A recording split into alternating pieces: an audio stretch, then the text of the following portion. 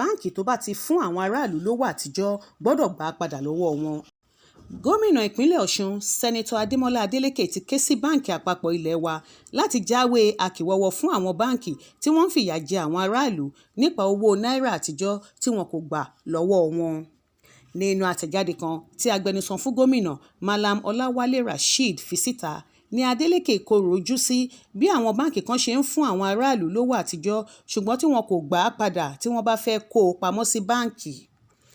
Adeleke ní onírúurú ìpè lòun ti gbà látọ̀dọ̀ àwọn èèyàn ìpínlẹ̀ Ọ̀ṣun lórí fìtínà tí wọ́n ń kojú nípasẹ̀ ìgbésẹ̀ àwọn ilé ìfowópamọ́ wọ̀nyí. Ó ní báǹkì tó bá ti mọ̀ pé òun kò ní í gbà káwọn aráàlú wá fi owó àtijọ́ pamọ́ sọ́dọ̀ wọn kò gbọ́dọ̀ máa fi owó náà sanwó fún wọn.